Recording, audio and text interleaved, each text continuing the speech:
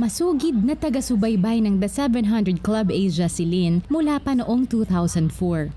Sa bawat kwentong kanyang napapanood, nasasaksihan niya kung paano binabago ng Panginoon ang buhay ng mga tao, nagbibigay ng pag-asa at ginagamit sila upang maging pagpapala sa iba. Na-encourage po ako sa mga pinapanood ko. Natutuwa ako pag natatransform po yung buhay nila kasi yung iba nanghihina na sila sa kanilang buhay. Yung parang wala nang hope.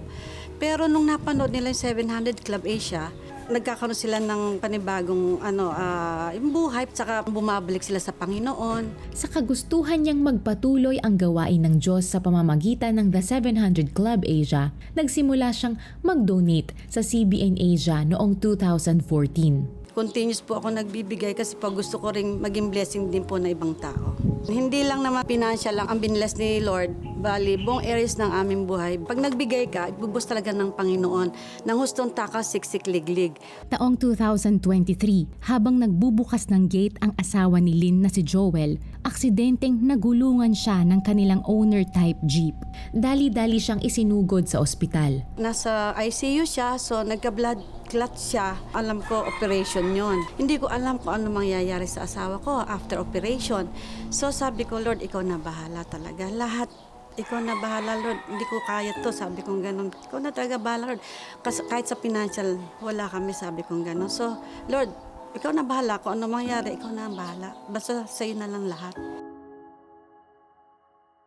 Naging katuwang ni Lynn sa panalangin ang CBN Asia Prayer Center para sa kaligtasan at kagalingan ng kanyang asawa. Pag kausap ko yung prayer counselor sa prayer center, natutuwa ako sa nakakausap ko kasi mahusay sila mag-pray. Everyday ko talaga ang tawag ko noon.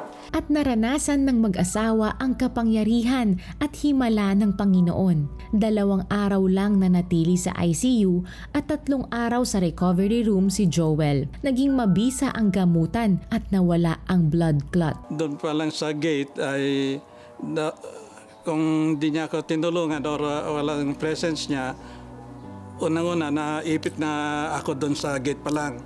Papasalamat ako kay Lord dahil hindi na ako inoperan. Sa gabay at biyaya ng Panginoon, ang hospital bills na umabot sa mahigit 150,000 pesos ay kanilang nabayaran. Hindi kita iiwan, hindi kita pababayaan. Yun ang sabi ni Lord. Kaya yun lang pinawak. Powerful si Lord. Buhay si Lord. Pag ikaw taos-pusong tumawag sa Kanya, nagdasal, talagang pakikinggan ka ng Panginoon. Nagpapasalamat ako kay Lord dahil buhay pa rin ako hanggang ngayon.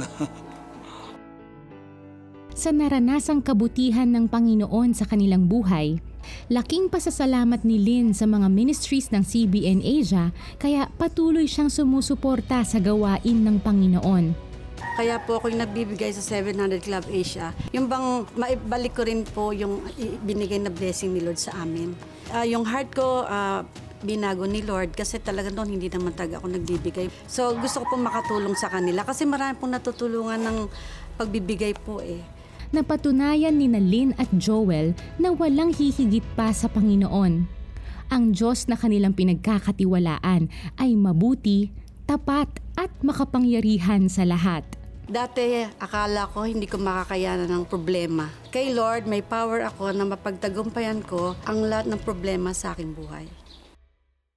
Binabago ng Diyos ang mga buhay. Tulungan kaming ma-share ang kanyang pagmamahal sa mas maraming tao. Makipag-partner na sa CBN Asia.